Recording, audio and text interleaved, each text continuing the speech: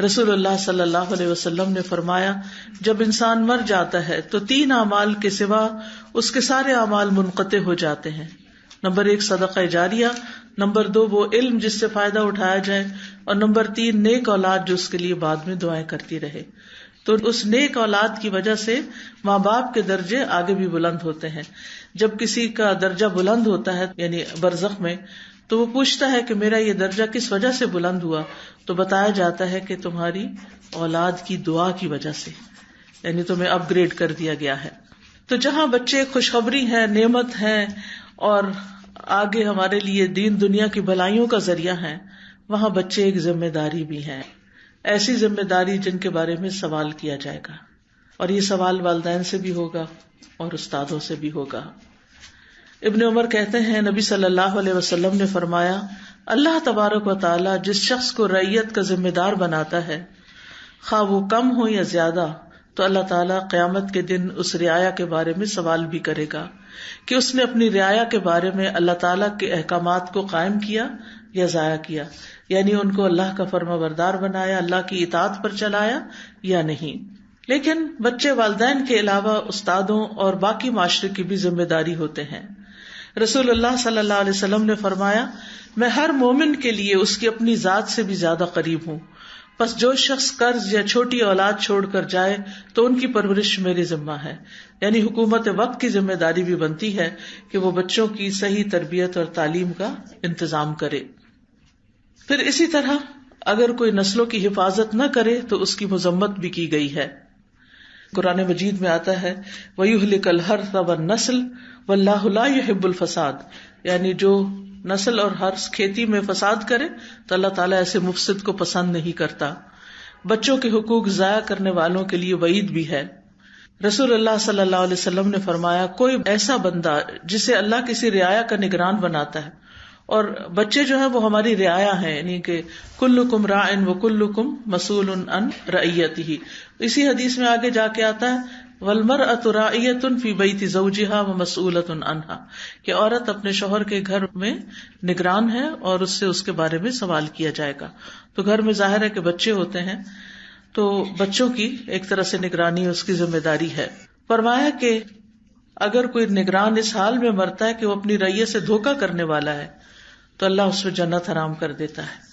یعنی ان کے انٹرسٹ اور ان کے حقوق کی صحیح حفاظت کرنا بھی لازم ہے، چاہے والدین ہوں یا استاد ہوں. اب یہ ہے کہ وہ اپنی ذمہ داری کس طرح پوری کریں. تو اس سلسلے میں یہ یاد رکھنا چاہیے کہ بچے فطرت پر ہوتے ہیں، وہ بڑوں سے سیکھتے ہیں. یعنی ان کو سکھانے کے لیے، ان کی تربیت کرنے کے لیے ہمیں ان کے سامنے رول ماڈل بننا ہوگا. جو باتیں ہم ان میں چاہتے ہیں کہ وہ کریں وہ کر کے دکھانی ہوگی. یعنی بچے اگر ایسے ناپسندیدہ کام کرتے ہیں جو والدین کو ناخوش کرتے ہیں تو والدین فوراً ان کو ڈانٹنا شروع کر دیتے ہیں یا ناراض ہونا شروع کر دیتے ہیں. لیکن والدین کو یہ سوچنا چاہیے کہ انہوں نے یہ چیزیں سیکھی کہاں سے ہیں، یہ باتیں کہاں سے آئی ہیں. تو ظاہر ہے کہ جب چھوٹے ہوتے ہیں بچے خاص طور پر تو وہ جو کچھ سیکھتے ہیں گھر سے ہی سیکھتے ہیں. ان کا جو مخصوص رویہ ہوتا ہے وہ ان کے ماحول کا نتیجہ ہوتا ہے. جو کچھ وہ محسوس کرتے ہیں، جو وہ دیکھتے ہیں، جو وہ سنتے ہیں، جو وہ کرتے ہوئے اپنے آس پاس پاتے ہیں. تو بچوں کی فطرت کا انحصار ان کے بڑوں پر ہے کہ ہر بچے کو اللہ تعالیٰ تو مسلمان ہی پیدا کرتا ہے، لیکن والدین اس کو یہودی یا عیسائی یا مشرک بنا دیتے ہیں. تو والدین اور استادوں کی ذمہ داری بنتی ہے کہ بچوں کے ذہن میں صحیح طور پر توحید کا عقیدہ جو ہے وہ راسخ کرے، جس کی مثال ہم حضرت ابراہیم علیہ السلام، حضرت اسحاق علیہ السلام، حضرت یعقوب علیہ السلام کے اندر دیکھتے ہیں کہ انہوں نے آخر دم تک اس چیز کی کوشش کی جس کی گواہی یوسف علیہ السلام کی وہ اسپیچ دیتی ہے جو انہوں نے جیل خانے میں ان 2 لوگوں کے سامنے کی جو ان سے خواب کی تعبیر پوچھنے کے لیے آئے تھے کہ وَاتَّبَعْتُ مِلَّةَ آبَائِي إِبْرَاهِيمَ وَإِسْحَاقَ وَيَعْقُوبَ وَمَا كَانَ لَنَا أَن نُشْرِكَ بِاللَّهِ، ہمارے لیے یہ درست نہیں کہ ہم اللہ کے ساتھ کسی کو شریک ٹھہرائیں.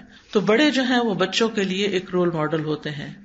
ام المومنین عائشہ رضی اللہ تعالی عنہا کہتی ہیں کہ میں نے عادات، چال چلن اور بات چیت میں رسول اللہ صلی اللہ علیہ وسلم سے سب سے زیادہ مشابہ فاطمہ رضی اللہ عنہا کے علاوہ کسی کو نہیں دیکھا. تو ظاہر ہے کہ حضرت فاطمہ نے یہ سب کچھ کہاں سے سیکھا؟ اپنے گھر میں سیکھا، اپنے والد سے سیکھا. یعنی کس کس چیز میں؟ عادات میں، چال چلن میں اور بات چیت میں. اسی لیے وہ جنت کی عورتوں کی سردار ہوں گی، اپنے اس اخلاق اور ان طور طریقوں کی وجہ سے جن کی جھلک ان کے کردار کے اندر پائی جاتی ہے، جو انہوں نے رسول اللہ صلی اللہ علیہ وسلم سے سیکھے تھے. جب بھی فاطمہ رضی اللہ تعالی عنہا آپ کے پاس آتی، آپ ان کی طرف کھڑے ہو جاتے، ان کا ہاتھ پکڑتے، انہیں بوسہ دیتے، انہیں اپنی جگہ پر بٹھا لیتے. اور جب آپ ان کے ہاں جاتے تو وہ اٹھ کر آپ کی طرف بڑھتی، آپ کا ہاتھ پکڑتی، بوسہ دیتی اور آپ کو اپنی جگہ پر بٹھا دیتی تھی. یہ تعلق ہے ایک باپ اور بیٹی کا، کتنا خوبصورت تعلق، اور کیا کچھ سکھانے کو ہے اس میں. یعنی نبی صلی اللہ علیہ وسلم امت کے لیے تو شفیق تھے ہی، لیکن کس طرح اپنی اولاد کے لیے بھی شفیق تھے، اور شادی کے بعد بھی کتنی محبت کے ساتھ ان سے پیش آتے ہیں. اور حضرت فاطمہ بھی جواباً کتنی زیادہ محبت ان سے کرتی ہیں.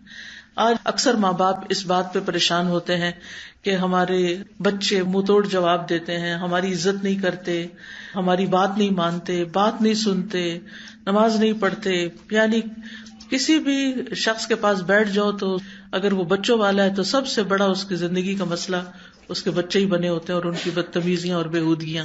لیکن سوچنے کی بات یہ کہ انہوں نے یہ سب کچھ کہاں سے سیکھ لیا، یعنی کیوں وہ ایسے ہو رہے ہیں، اس میں ہماری طرف سے کیا کمی ہوئی.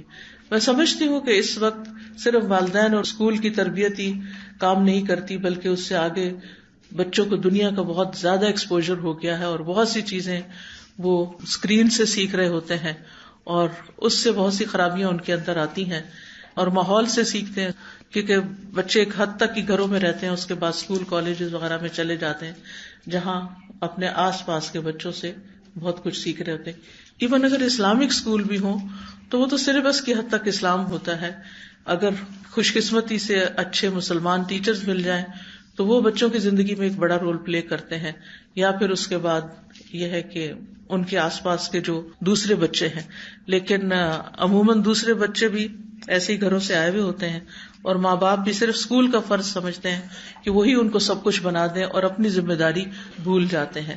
جبکہ یہ ذمہ داری دو طرفہ ہے، والدین کی بھی ہے جن کے پاس وہ دن کے کئی گھنٹے گزارتے ہیں، اور اسکول کی بھی ہے جن کے پاس دن کا ایک بڑا حصہ گزارتے ہیں. تو بچے جو ہیں وہ بڑوں کے نقش قدم پر چلتے ہیں. حضرت انس کہتے ہیں کہ ایک آدمی نے رسول اللہ صلی اللہ علیہ وسلم کی دعوت کی تو میں بھی آپ کے ساتھ چل پڑا. آپ کے سامنے شوربہ رکھا گیا جس میں کدو پڑے ہوئے تھے. رسول اللہ صلی اللہ علیہ وسلم اس میں سے کدو کھانے لگے. آپ کو کدو بہت پسند تھا. انس کہتے ہیں کہ جب میں نے یہ دیکھا تو میں کدو آپ کے سامنے کرنے لگا، میں نے وہ خود نہ کھائے تاکہ آپ کھا لیں، آپ کو پسند ہے. فرماتے ہیں کہ اس کے بعد میں ہمیشہ کدو پسند کرنے لگا. جو کھانا بھی میرے لیے تیار کیا گیا، جتنا بھی ہو سکا میں نے اس میں کدو کو ضرور شامل کر لیا، یعنی ہر ڈش میں وہ شامل کر لیا. تو اس سے آپ اندازہ لگائیں کہ صرف آپ کے ایک ایکشن کو دیکھ کر کہ کسی کی دعوت میں آپ کدو چن چن کے کھا رہے ہیں تو انہوں نے بھی زندگی بھر کے لیے اس کو اپنا لیا. وہ ایسا انداز ہوگا، وہ ایسی ادا ہوگی کہ حضرت انس رضی اللہ عنہ کے دل میں اتر گئی. عبید بن جریج کہتے ہیں کہ انہوں نے عبداللہ بن عمر سے کہا، اے ابو عبد الرحمن، میں نے آپ کو 4 ایسے کام کرتے ہوئے دیکھا ہے جو آپ کے ساتھیوں کو کرتے ہوئے نہیں دیکھا. وہ کہنے لگے، اے ابن جریج وہ کیا ہیں؟ ابن جریج نے کہا کہ میں نے طواف کے وقت دیکھا کہ آپ 2 یمانی رکنوں کے سوا کسی رکن کو ہاتھ نہیں لگاتے. دوسرا، میں نے آپ کو سبتی جوتے پہنے دیکھا. تیسرا، میں نے دیکھا آپ زرد رنگ استعمال کرتے ہیں. چوتھا، میں نے دیکھا کہ جب آپ مکہ میں تھے لوگ ذی الحج کا چاند دیکھ کر احرام باندھنے لگتے، آپ 8ویں تاریخ تک یوم تربیہ تک احرام نہیں باندھتے تھے. تو عبداللہ بن عمر نے جواب دیا کہ دوسرے ارکان کو تو میں اس لیے نہیں چھوتا کیونکہ میں نے رسول اللہ صلی اللہ علیہ وسلم کو یمانی رکنوں کے علاوہ کسی رکن کو چھوتے ہوئے نہیں دیکھا. سبتی جوتے میں اس لیے پہنتا ہوں کہ میں نے دیکھا کہ رسول اللہ صلی اللہ علیہ وسلم ایسے جوتے پہنے ہوئے تھے جن پر بال نہیں تھے، آپ انہی پر وضو کرتے تو میں بھی انہی کو پہننا پسند کرتا ہوں. زرد رنگ کی بات یہ ہے کہ میں نے رسول اللہ صلی اللہ علیہ وسلم کو زرد رنگ رنگتے ہوئے دیکھا، میں بھی اسی رنگ سے رنگنا پسند کرتا ہوں. اور احرام باندھنے کا معاملہ یہ ہے کہ میں نے رسول اللہ صلی اللہ علیہ وسلم کو اس وقت تک احرام باندھتے ہوئے نہیں دیکھا جب تک آپ کی اونٹی آپ کو لے کے چلنا پڑتی، یعنی 8ویں تاریخ کو. تو اب آپ دیکھیں کہ چاروں چیزوں میں وہ کیا بتاتے ہیں کہ میں کیوں کرتا ہوں، کیونکہ میں نے رسول اللہ صلی اللہ علیہ وسلم کو کرتے ہوئے دیکھا ہے. ٹھیک ہے آپ کا اتباع اور آپ کی سنت کو فالو کرنا دین کا ایک حصہ ہے، لیکن اس سے آپ اندازہ لگائیں کہ بہت سی چیزیں صحابہ نے صرف دیکھ کے سیکھی ہیں، آپ نے فرمایا نہیں. وہ صرف نوٹ کرتے تھے، دیکھتے رہتے تھے کہ کیا ہو رہا ہے، اور جو دیکھتے تھے وہی کرنے لگتے تھے. آج بچے کیوں نہیں کرتے؟ کیونکہ ہم بڑے نہیں کرتے. جب تک ہمارے اندر وہ اخلاق نہیں آئے گا، ہمارے اندر وہ ذمہ داری نہیں آئے گی، جب تک ہمارے اندر وہ سب کچھ نہیں آئے گا جو ہم بچوں میں لانا چاہتے ہیں، تو پھر بچے بھی وہ نہیں کریں گے.